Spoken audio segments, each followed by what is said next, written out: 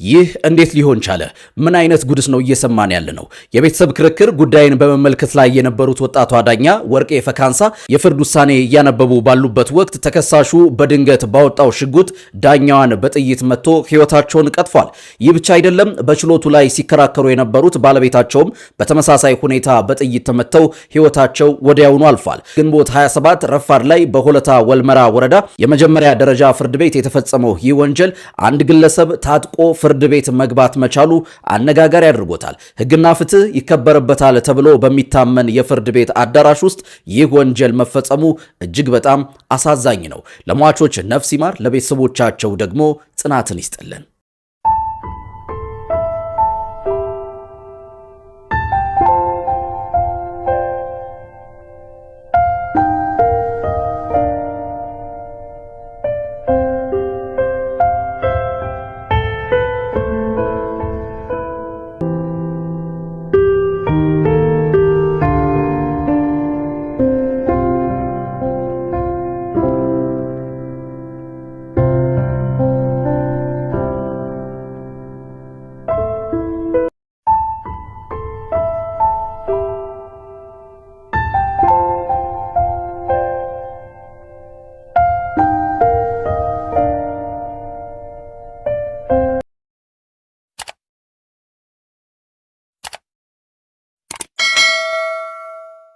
ሰላም ጤና ይስጥልኝ ውድ አድማጭ ተመልካቾቻችን እንደምን ቆይታችኋል? ይህ ማሂ ኢንተርቴይንመንት ነው። በማሂ ኢንተርቴይንመንት ለእናንተ መረጃ ይመጥናል፣ ቁም ነገር ያስጨብጣል፣ ያዝናናል የምንለውን ለእናንተ ለውድ አድማጭ ተመልካቾቻችን እንዲህ መጥነንና ሰድረን ወደ እናንተ ይዘንላችሁ እንቀርባለን። እናንተም በዝግጅቶቻችን ላይ ያላችሁን ሀሳብ አስተያየት አድርሱን። እንደዚሁም ደግሞ ሰብስክራይብ፣ ላይክ፣ ሼር እያደረጋችሁ እስከ ዝግጅታችን ፍጻሜ ድረስ አብራችሁን ቆዩ። እጅግ አሳዛኝ፣ ልብ ሰባሪ፣ ከውስጥ የማይወጣ አስደንጋጭ መረጃን ሰማን። የሰው ልጅ እንዲያ ሊኖር ህይወትን ለማቃናት ደፋ ቀና ሲል የነገውን ተስፋ ሰንቆ ነው። ታዲያ እንዲያ ባልታሰበ በተፈጥሮና በሰው ሰራሽ መንገዶች እንደወጣን መቅረታችን እየተለመደ የመጣ መጥፎ ክፉ በሽታ ነው። የሰው ልጅ እንደ ምድራዊ ህይወት ተወልዶ የሆነ ቦታ ላይ እስከሚደርስበት የምናየው ፈተናና ውጣውረድ፣ የመታመም፣ የመዳን፣ የማያባራ የመውደቅ መነሳት ሂደት አለው። ይህ በእኛ በሰው ልጆች የህይወት መንገድ የሚቀመጥልን የተፈጥሮ ሂደት ሲሆን ፈጣሪስ እንደው የሚተመን ቢሆን እኛን የሰው ልጆችን ለመስራት የሚወጣው ወጪ በብር ይገመት ይሆን?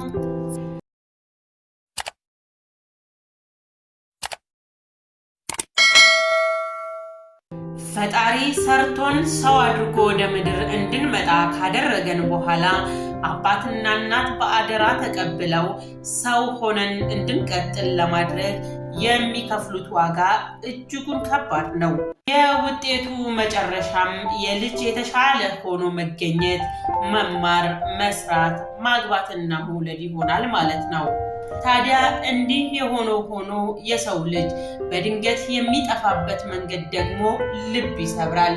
እንዲያ ብዙ ዓመታት የተሰራው ሰው በቅጽበት ስናጣው ህመሙን በታማሚው ቦታ ላይ ሆኖ ማሰብ ተገቢ ነው። አድማጭ ተመልካቾቻችን በዛሬው ዝግጅታችን በኦሮሚያ ክልል ምዕራብ ሸዋ ዞን ሆለታ ወልመራ ወረዳ የመጀመሪያ ደረጃ ፍርድ ቤት ዳኛንና ባለቤቱን ችሎት ላይ ሊገድል ችሏል ይለናል። ይህ ገዳይ የሆነው ሰው አቶ አቅኖ በቀለ የተባለ ግለሰብ እነዚህን ሁለት ሰዎች ባለቤቱንና ዳኛዋን ከገደለ በኋላ ለመሰወር ቢሞክርም ራሱን ካቆሰለ በኋላ በቁጥጥር ስር ውሏል። በችሎት እያሉ የተገደሉት ዳኛ ወርቄ ፈካንሳ ይባላሉ።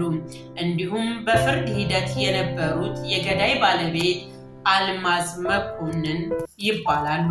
ገዳይ አቶ አቅኖ በቀለ ከባለቤታቸው አልማዝ መኮንን ጋር የነበራቸው የፍቺ ክርክር አልቆ የንብረት ክፍፍል ላይም ውሳኔ ተሰጥቶ ለአፈጻጸም በተያዘ ቀጠሮ ላይ ነው በሚያሳዝን መልኩ ችሎት ላይ የባለቤታቸውንና የዳኛዋን ሕይወት እንዲያልፍ ያደረጉት።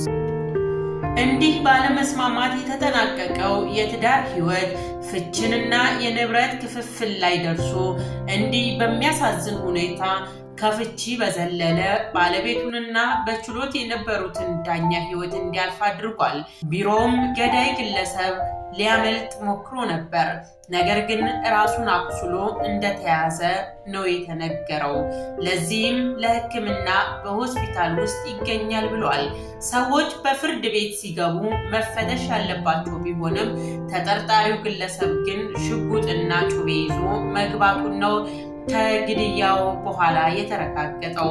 በተጨማሪም ቤቱ ሲፈተሽ 4 ሽጉጦች ተገኝተዋል ነው የተባለው።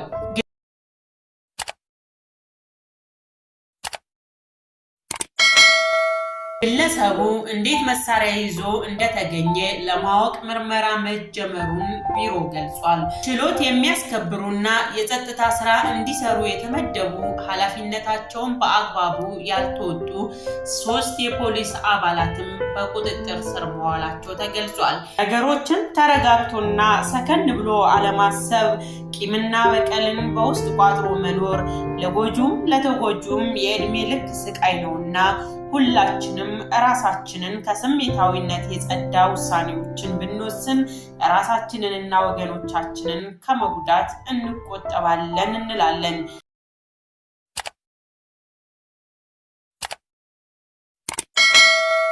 ውድ አድማጭ ተመልካቾቻችን ከተጎጆችና ከጎጆች በስተጀርባ የሚጎዱ የጀርባ አካላት ብዙ እንደሆኑ ይታወቃል። እናም ሁልጊዜም ለምናደርጋቸው ነገሮች ሰከን ብለን ማሰብና ሁሉንም ከጀርባችን ያሉ ግምት ውስጥ ማስገባት መልካም ነው እንላለን። እንግዲህ ሁሌም እንደምንለው እያንዳንዷ ነገር በምንወስናት ልክ ከጀርባዋ ተያይዞ የሚመጣ ክፉ ነገሮች አሉ።